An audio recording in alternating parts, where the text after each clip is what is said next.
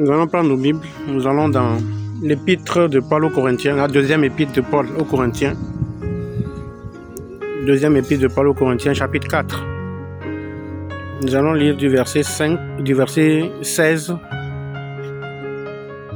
jusqu'au verset 18 et nous allons continuer dans le chapitre 4, 2 Corinthiens 4,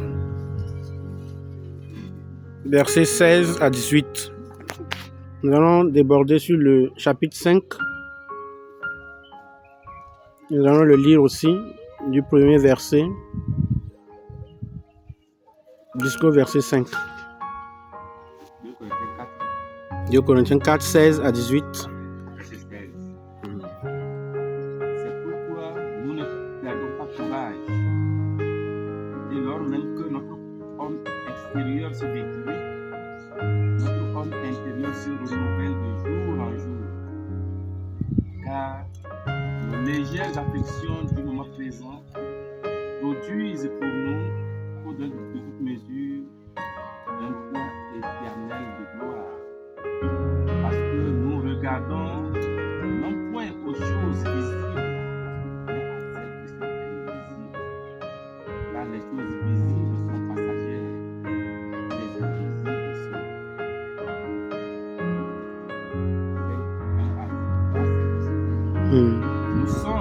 Nous savons, en effet, que si cette tente où nous habitons sur la terre est détruite, nous avons dans le ciel une église l'ouvrage de Dieu, une demeure éternelle qui n'a pas été faite de l'homme.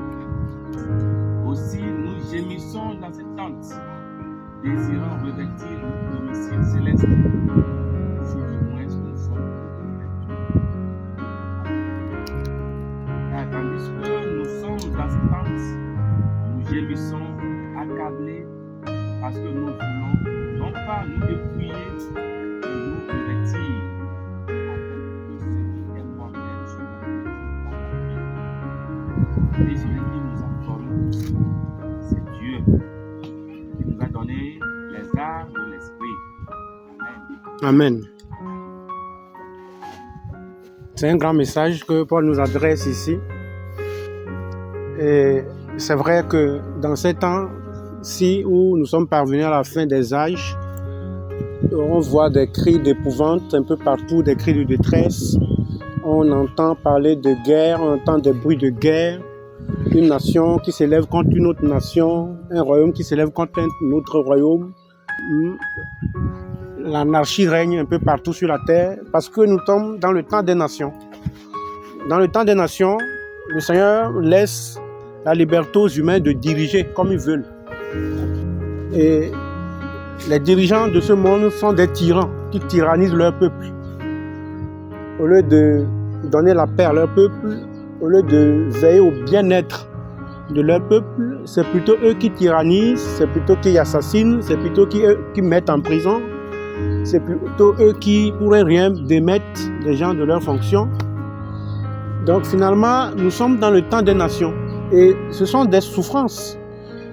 Ce sont des formes de souffrance. Ce sont des persécutions. Ce sont des tribulations. Mais Paul donne un message d'espoir, un message d'espérance à l'Église. Nous qui sommes de l'Église, nous qui sommes des enfants de Dieu, nous vivons aussi ces choses. Nous pouvons vivre des injustices, nous pouvons vivre ces souffrances-là, nous pouvons vivre la méchanceté des hommes, mais dans toutes ces choses, Paul nous donne un message d'espérance. Si cette tente où nous habitons sur la terre, il parle de notre corps physique, se détruit, notre homme intérieur se renouvelle de jour en jour. Notre homme intérieur, c'est notre esprit ou notre âme, qui lui se renouvelle parce que lui, il a une espérance vivante, il sait où nous allons. Donc si ce corps-là est détruit, comme Job le pouvait le dire aussi, même si mon corps se détruit, je verrai Dieu et je le verrai. Donc c'est un message d'espoir, c'est un message d'espérance pour l'Église. Toutes ces souffrances, toutes ces vicissitudes que nous vivons, ces méchancetés, ces injustices que nous vivons, Paul les appelle des légères afflictions du temps présent. Car ces légères afflictions du temps présent produisent pour nous, au-delà de toute mesure, un poids éternel de gloire. Ce que nous attendons n'a rien de comparable à ce que nous vivons actuellement. Donc, ce que nous attendons, c'est un poids éternel de gloire. Christ en nous, l'espérance de la gloire. Parce que nous avons Christ en nous, nous espérons la gloire de Dieu. Et cette gloire-là, pour ceux qui ont déjà fait cette expérience, quand l'Esprit descend sur toi, c'est vraiment un poids. Tu peux être plaqué au sol, tu peux crier, tu peux sauter, tu peux prophétiser. Tu ne te contrôles plus. Voilà un peu, Dieu nous donne un avant-goût de ce que nous allons vivre. Donc la gloire en elle-même est un poids. Pendant que nous souffrons, pendant que nous avons des larmes à nos yeux, le Seigneur, lorsque nous serons auprès de lui, effacera les larmes de nos yeux. Chez lui, il n'y aura plus d'anathème, il n'y aura plus de cris de détresse, il n'y aura plus de cris d'épouvante, il n'y aura plus de souffrance, il n'y a plus d'anathème, il n'y a plus de malédiction. C'est la félicité éternelle, c'est la vie en abondance, c'est la joie éternelle. Comme Daniel le dit dans le prophète Daniel, une joie éternelle couronnera nos têtes. Nous allons vivre avec Dieu, il sera au milieu de son peuple, nous le verrons tel qu'il est. Mais avant d'en arriver là, nous souffrons, nous allons passer dans des temps d'angoisse, dans des tribulations, dans des persécutions. Nous ne devons pas perdre espoir pendant que nous vivons ces choses sur la terre, pendant que nous vivions les injustices, pendant que nous vivons les souffrances, pendant que nous vivons les calamités, les difficultés, les tribulations, les angoisses. Nous pouvons souffrir de la faim, de la soif. Mais en ce jour-là, lorsque nous serons dans la gloire, nous n'entendrons plus jamais parler de faim, nous n'allons plus jamais entendre parler de soif, nous n'allons jamais plus entendre parler d'accidents ou de maladies ou toutes ces choses qui, d'une manière ou d'une autre, ne nous permettent pas de vivre comme nous voulons vivre, comme Dieu a bien voulu le faire pour nous.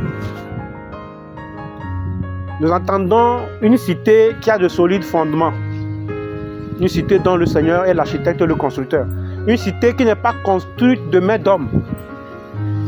Nous contemplons souvent des édifices dans le monde. On dit, oh, ce bâtiment-là est très beau. Ce gratte-ciel-là, j'ai du mal à concevoir que ce sont les humains qui l'ont construit. Mais la maison que nous attendons n'est pas construite de main d'homme. Quand vous lisez l'Apocalypse, on décrit un peu la Nouvelle Jérusalem. Les fondations sont en pierre précieuse. Si les fondations sont en pierre précieuse, imaginez un peu ce que seraient nos chambres. Si rien que les fondations sont en pierre précieuse, en chrysolite, en onyx, en topaze, toutes ces pierres précieuses-là dépassent largement l'or et le diamant que nous voyons ici sur la terre. Ce sont des pièces que nous n'avons jamais vues, mais que prophétiquement Jean a vu et a révélé à l'Église. Donc si la fondation de la Nouvelle Jérusalem est en pierre précieuse, imaginez un peu comment seraient nos chambres, comment ce serait décoré, de quelles pièces ce serait fait nos chambres. Jésus, avant de quitter la terre, disait justement aux disciples qui étaient dans un trouble, que votre cœur ne se trouble pas. Croyez en Dieu, croyez en moi. Dans la maison de mon Père, il y a plusieurs demeures. Et je m'en vais vous préparer des places. Si cela n'était pas, je vous l'aurais dit. Donc, Dieu n'est pas un homme pour mentir, ni fils d'un homme pour se repentir. Ce qu'il dit est vrai. Ses paroles sont certaines et véritables. Donc, il est allé pendant plus de 2000 ans pour préparer nos chambres, pour préparer nos villas, pour préparer nos maisons. Et certainement, il reviendra. Alors, au moment où il montait, 2 ans, il était apparu aux disciples. Ce Jésus que vous voyez monter là, reviendra de la même façon pour prendre les siens. Le message que je veux parler, dont je parle ce matin, que je veux prêcher, c'est la glorieuse espérance des croyants. La glorieuse espérance des croyants. Nous allons vivre une espérance glorieuse, inoubliable, parce que ce serait infini. Et parce que nous vivrons dans l'éternité avec notre Père, avec celui-là qui nous a donné la vie, celui-là qui a créé toutes choses, qui a créé les océans, qui a créé les sources d'eau, qui a créé les humains, les végétaux, les animaux, les oiseaux, les poissons. Celui qui a créé tout ça, nous le verrons tel qu'il est. Et nous pouvons lui exprimer encore de vive voix, parce que nous le voyons, comment nous l'avons aimé et comment nous l'aimons. Nous allons vivre avec lui dans l'éternité. Nous faisons partie de ce qu'on appelle les élus. Dieu a élu, quand je parle d'élection, je ne dis pas que Dieu a sélectionné certains, mais nous faisons partie des élus. Dieu savait que nous allons arriver jusqu'à chez lui dans ce royaume éternel qu'il a réservé pour les saints. Si notre corps se détruit, notre homme intérieur se renouvelle de jour en jour. Nous avons une espérance vivante. Mais Dieu, dans sa grande miséricorde, a permis que nous devenions ses enfants. À tous ceux qui l'ont reçu, à tous ceux qui croient en son nom, il a fait de nous ses enfants.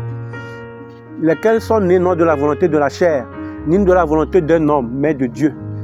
Si nous sommes nés de nouveau, ce n'est pas grâce à un pasteur, ce n'est pas grâce à un homme, mais c'est grâce à Dieu. C'est Dieu qui a voulu que nous naissions de nouveau.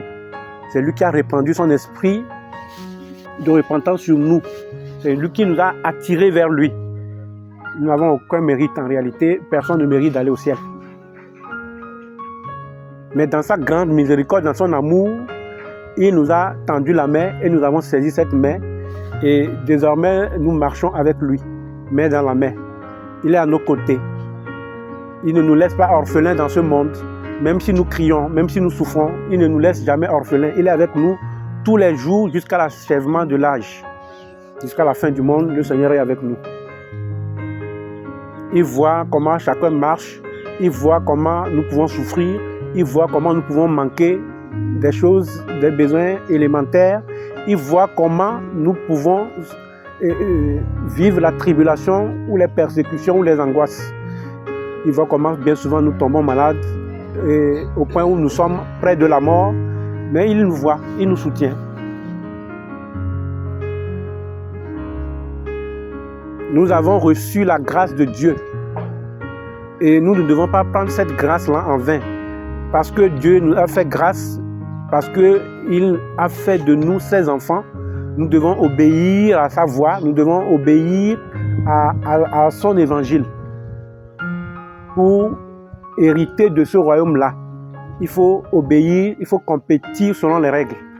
Il faut courir convenablement la course. Nous sommes dans une course. Et quand nous voyons les athlètes courir, ils s'abstiennent de beaucoup de choses. Quand vous voyez les athlètes là, qui remportent souvent des prix, ce sont des gens qui se font beaucoup de privations. Ils ne mangent pas peut-être la viande, ils ne boivent pas de l'alcool, ils ne prennent pas trop de piment. Ils s'abstiennent de beaucoup de choses. Donc nous aussi, en tant que chrétiens, nous devons nous abstenir de beaucoup de choses pour hériter de ce royaume, pour remporter le prix de la vocation céleste en Jésus-Christ. Nous devons éviter des compagnies qui ne sont plus bonnes pour nous. On l'a dit la dernière fois, les mauvaises compagnies corrompent les bonnes mœurs. Donc il y a des compagnies que tu ne dois plus faire si tu veux compétir convenablement. Si tu veux courir dans cette carrière qui nous est ouverte convenablement, il faut éviter de faire certaines choses. Nous devons, le frère avait parlé la dernière fois du péché qui nous environne si facilement. Nous devons faire tous nos efforts pour lutter jusqu'à notre sang s'il le faut, pour lutter contre le péché.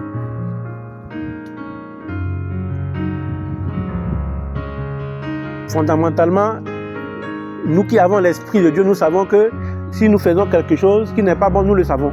Parce que nous avons l'Esprit de Dieu en nous. Et en plus de l'Esprit, nous avons une conscience.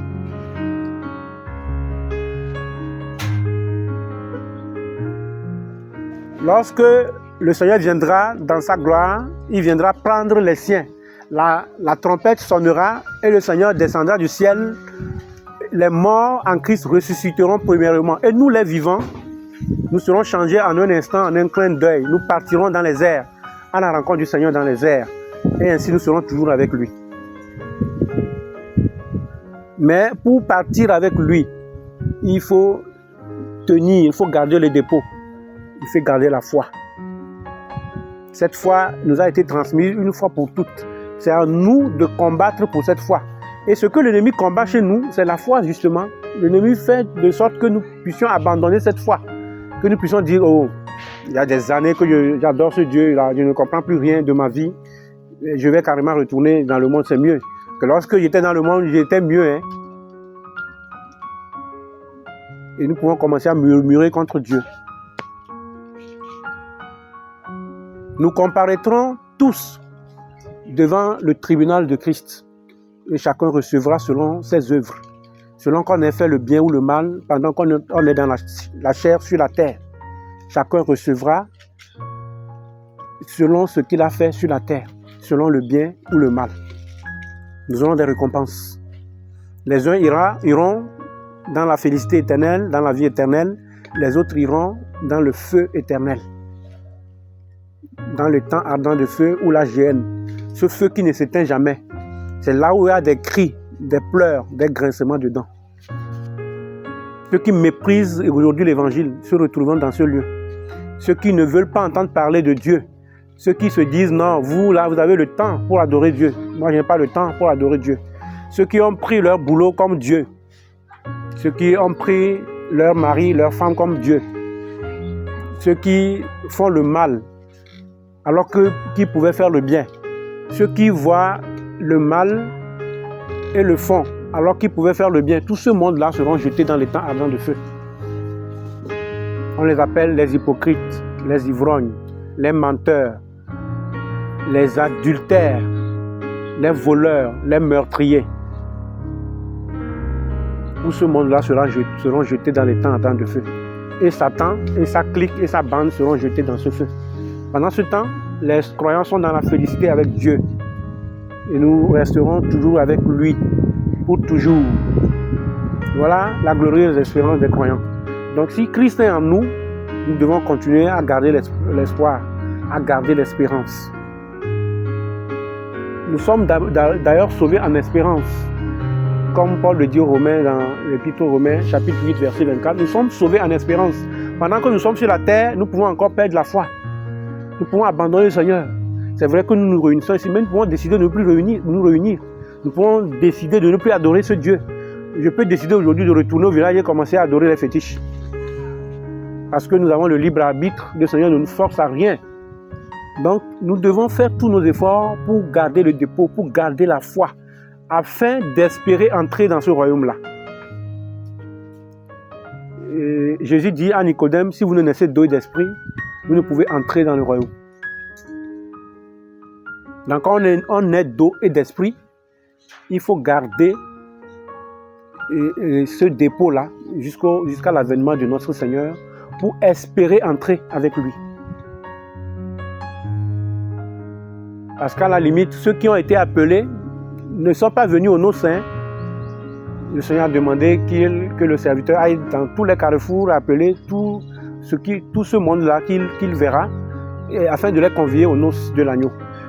Parce que ceux qui ont été conviés aux noces n'en étaient pas dignes. Mais maintenant, il est allé dans les carrefours. Donc, ceux qui n'en étaient pas dignes, ceux qui ont été conviés, premièrement, c'est le peuple d'Israël. Et parce qu'ils ont rejeté, ils sont passés à côté de ce grand salut. Le Seigneur a demandé qu'on aille dans les carrefours. Les carrefours, là, c'est les autres nations. C'est nous, les gentils, ou les païens. Nous sommes greffés sur l'olivier sauvage. Donc, nous sommes des greffes. Israël, c'est l'olivier sauvage. Mais nous, les autres nations, sommes des greffes. Donc, un greffe, on peut l'enlever à tout moment. Nous pouvons nous glorifier de rien du tout. Si nous ne nous attachons pas au Seigneur, nous pouvons perdre notre salut. Il suffit de commencer à faire de mauvaises compagnies. Tu peux perdre ton salut. Il y a des églises aujourd'hui qui prêchent que quand tu es sauvé une fois pour de bon. C'est faux. Quand tu ne pries plus, quand tu ne jeûnes plus, quand tu ne médites plus la parole, quand tu commences à aller ça et là, faire de mauvaises compagnies, tu peux perdre ce salut-là. Le message de ce matin, c'est un message d'espérance que le Seigneur a bien voulu nous adresser. Si nous faisons partie des élus, nous devons faire tous nos efforts pour garder ce salut-là, ce grand salut, jusqu'à l'avènement de notre Seigneur. Donc pendant que nous sommes sur la terre, nous allons vivre les angoisses, les tribulations, nous allons vivre les persécutions. Le Seigneur le dit justement que c'est à travers les tribulations que nous allons rentrer dans le royaume. Donc que cela ne nous étonne pas. Même si nous vivons des injustices, même si nous souffrons, gardons toujours l'espérance parce que notre Dieu vient bientôt, il vient nous chercher. Voilà le message que j'ai bien voulu nous adresser ce matin. Alléluia. Amen.